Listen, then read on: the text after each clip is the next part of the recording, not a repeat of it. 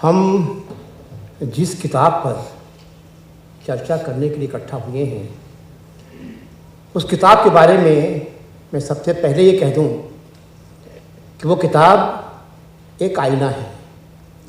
उस आईने में हम भारतीय लोकतंत्र का चेहरा देख सकते हैं। उस आईने में हम अपने न्यायपालिका का चेहरा देख सकते हैं, सांसदों का, पार्टियों का, और इस तरह से उन तमाम लोगों का जो अपने को सेकुलर कहते हैं, लोकतांत्रिक कहते हैं, मगर जिनके कारनामों की वजह से हम पिछले 10 साल से झेल रहे हैं एक ऐसे हुकूमत को जिनके क्रेडेंशियल्स लोकतंत्र के मामले में और सेकुलरिज्म के मामले में बहुत ही नीचे स्तर के हैं। इसलिए क्योंकि समय कम है, मैं पॉइंट टू पॉइंट कुछ बातें कह देना चाहता हूँ। पहली बात ये कि पीआई जोश साहब की ये किताब जो भूलने की आदत हम लोगों की है, भूलने की आदत के खिलाफ है। वो हमारी याददाश्त को ताज़ा करना चाहती है और ये बताती है कि कौन कौन से ऐसे मौके हुए हैं जब हमारे बीच के लोगों ने सेकुलरिज्म के सवाल पर कंप्रोमाइज़ किया है।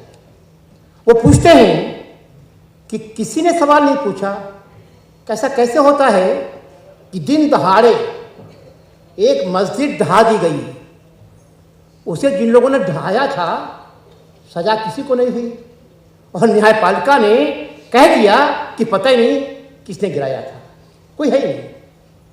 92 की घटना, 2002 में इतना बड़ा जेनोसाइड हुआ गुजरात में। उस जेनोसाइड के बाद में 10 साल हुकूमत रही उन पार्टियों की जो सेकुलर थी, डेमोक्रेटिक थी, मगर उन 10 साल में किसी को याद नहीं आया कि इतना बड़ा हादसा हुआ था, किसी को सजा देने के बारे में सोचा गया होता। तो जो साहब पूछते हैं कैसा कैसे होता है कि नरसिम्हा राव साहब को भारत रत्न मिलता है 2024 में, भारत रत्न मिलता है प्रणब मुखर्जी को भी इस हुकूमत में। आखिर ये लोग कौन सी सेवा कर रहे थे भाजपा की जब ये कांग्रेस पार्टी के बड़े ओहदेदार थे? ये सवाल है जिसका जवाब मिलना चाहिए। और फिर उन्होंने ये भी कहा है कि नियत पर तो शक नहीं है किसी की, मगर जिस व्यक्ति के नाम पर हम लोग यहाँ इकट्ठे हैं, बड़ा भवन है, सब भी है, मगर ये बात जो कुछ सवाल पूछे गए हैं जवाब देना पड़ेगा। कैसा कैसे है कि अगर बातें नहीं हुई थी आरएसएस के लोगों से तो मस्जिद का ताला कैसे खोल दिया गया? नेहरू जी ने तो बंद रखा था, वो ताला कैसे खुल गया? अयोध्या से राम राज्य बनाने की अपील कैसे की गई थी और किस तरह से एक माहौल बनाया गया जहां पर उन लोगों को हुकूमत में आने का मौका मिला जिन्होंने गांधी की हत्या की थी, उनके बारे में। ये तमाम सवाल इस किताब में उठाए गए हैं जिन पर बातचीत होनी चाहिए। आखिरी बात मैं कह दूँ, 2 बातें और, कि दरअसल जो जोश साहब का मानना है, हमारा भी मानना है कि बड़ा सवाल है कि हिंदुस्तान में या भारतीय संविधान रहेगा या मनुस्मृति रहेगी, अर्थशास्त्र रहेगा। संविधान का मतलब है लोकतंत्र, लोकतंत्र का मतलब है संवैधानिक नैतिकता, संवैधानिक नैतिकता का मतलब है आज़ादी, बराबरी और इंसाफ, इन मूल्यों की हिफाजत करना। और इसलिए संवैधानिक नैतिकता का तकाजा है कि हम नए सिरे से लोकतांत्रिक मूल्यों को दोबारा जिंदा करने की कोशिश करें और उसके लिए जोखिम उठाने के लिए तैयार रहें।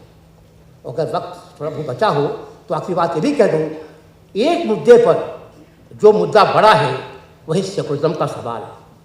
हिंदुस्तान एक ऐसा मल्टीलिंगुअल, मल्टी रिलीजियस समाज है जो केवल एज ए सेकुलर कंट्री ही जिंदा रह सकता है।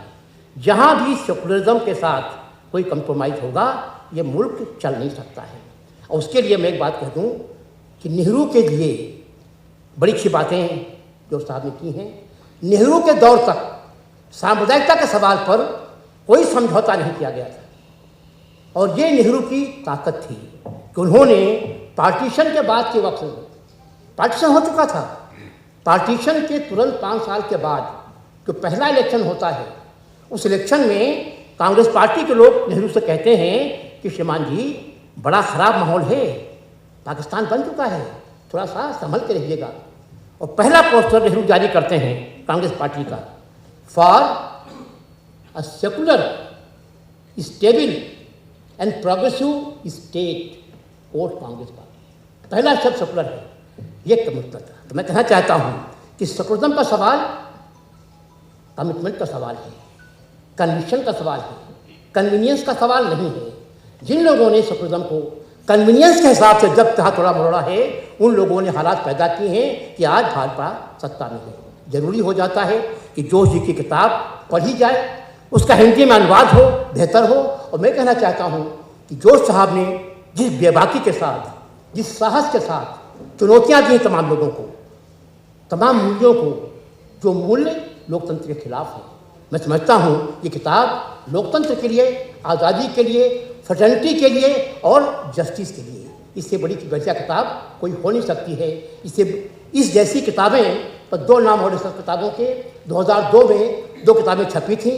एक राजू भार्गव की किताब थी बिटवीन होप एंड डिस्पेयर, और प्रभाकर पराकाला की किताब थी the cricket timber of new India. वो 2 किताबें इसी की हैं। सवाल ये है कि कॉन्स्टिट्यूशनल मॉरलिटी को बचाए रखना है, हमारी जो कलेक्टिव कॉन्शियंस है उसे भी हम लगातार असर्ट करते रह सकते हैं, और लोकतंत्र को बचाने की जिम्मेदारी हम सभी की है। और जिन लोगों ने कभी भी किसी भी मुकाम पर सेकुलरिज्म के सवाल पर संघ से या संघ परिवार की ताकतों से कंप्रोमाइज़ किया है, हमें उनको एक्सपोज करने का भी साहस रखना चाहिए। बहुत शुक्रिया आप सभी।